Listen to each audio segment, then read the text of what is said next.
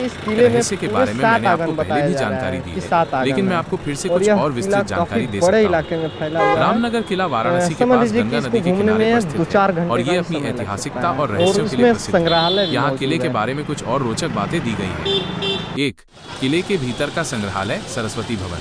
ये किला अब एक संग्रहालय के रूप में भी जाना जाता है, जिसका नाम सरस्वती भवन संग्रहालय है। इस संग्रहालय में शाही परिवार द्वारा इस्तेमाल की गई कई अनोखी और ऐतिहासिक वस्तुएं रखी हैं, जैसे अनोखी घड़ियाँ।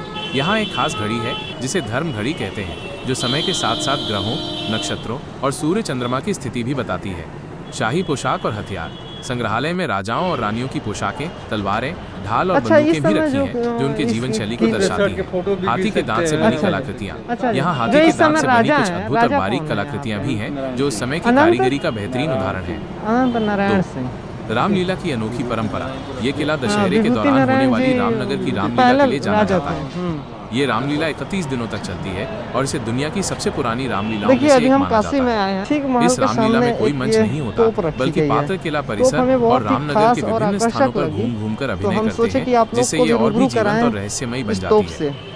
3. गंगा नदी का रहस्यमय बचाव। ये किला गंगा नदी के पूर्वी तट पर बना है, फिर भी ये कभी बाढ़ से प्रभावित नहीं होता है। कहा जाता है कि किले के निर्माण में एक ऐसी खास तकनीक का इस्तेमाल किया गया था, जिससे बाढ़ का पानी अपने आप ही बाहर निकल जाता था, और ये तकनीक अभी भी एक रहस्य बनी हुई है। 4. भीम की गदा और खजाने की कहानी। कुछ लोक कथाओं के अनुसार किले के अंदर महाभारत काल से जुड़ी कुछ वस्तुएं, जैसे भीम की गदा, छिपी हुई हैं। इसके अलावा स्थानीय लोग ये भी मानते हैं कि किले में गुप्त खजाने दबे हुए हैं, लेकिन इसका कोई ठोस प्रमाण नहीं है। ये सभी विशेषताएं रामनगर किले को न केवल एक ऐतिहासिक इमारत बनाती हैं, बल्कि एक रहस्यमय और सांस्कृतिक विरासत भी बनाती हैं। और रोचक तथ्यों के बारे में यहाँ कुछ और विस्तृत जानकारी दी गई है। 1.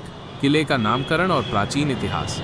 रामनगर किले का वर्तमान नाम 18वीं शताब्दी में भगवान राम के जीवन पर आधारित रामलीलाओं के मंचन के बाद पड़ा, लेकिन इससे पहले इस जगह को व्यास काशी के नाम से जाना जाता था। ऐसा माना जाता है कि यहीं पर महाभारत के रचयिता महर्षि वेद व्यास ने तपस्या की थी। किले के अंदर एक वेद व्यास मंदिर भी है, जो इस प्राचीन संबंध को दर्शाता है। 2. गुप्त सुरंगें और सुरक्षा प्रणाली। कहा जाता है कि किले के अंदर कई गुप्त सुरंगें मौजूद हैं। एक मान्यता के अनुसार इनमें से एक सुरंग रामनगर किले को चुनार किले से जोड़ती है। इन सुरंगों का इस्तेमाल राजा और उनकी सेना आपातकाल के दौरान सुरक्षित रूप से बाहर निकलने या छिपने के लिए करते थे। किले में एक अनोखा कारागार जेल भी है, जहाँ खतरनाक कैदियों को रखा जाता था। इसके अलावा यहाँ एक फांसी घर भी था, जो किले के रहस्यों को और गहरा बनाता है। अनमोल खजाना और सोना बरसने की किंवदंती।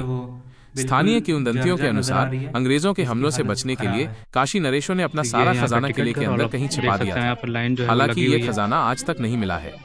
एक और रोचक कहानी यह है कि एक समय रामनगर में इतनी संपन्नता थी कि लोग इसे सोना बरसने वाली जगह कहते थे। ये कहानी भी किले के आसपास के क्षेत्रों में प्रचलित है। 4. विशेष प्रकार की पालकी और शाही जीवन शैली। किले के संग्रहालय में कई प्रकार की शाही पालकियों का संग्रह है। इनमें से कुछ खास हैं। चौवंशी पालकी। इसका इस्तेमाल रामलीला में माता सीता की विदाई के समय होता था। खस पालकी। ये एक खास पालकी थी जिसे घास से बनाया गया था। इस पर पानी डालने से ये ठंडी रहती थी, जिससे राजा महाराजा गर्मी में यात्रा करते थे। रेनी पालकी। इसे खासकर ब्रिटेन की महारानी एलिजाबेथ के वाराणसी दौरे के समय बारिश से बचाने के लिए बनाया गया था।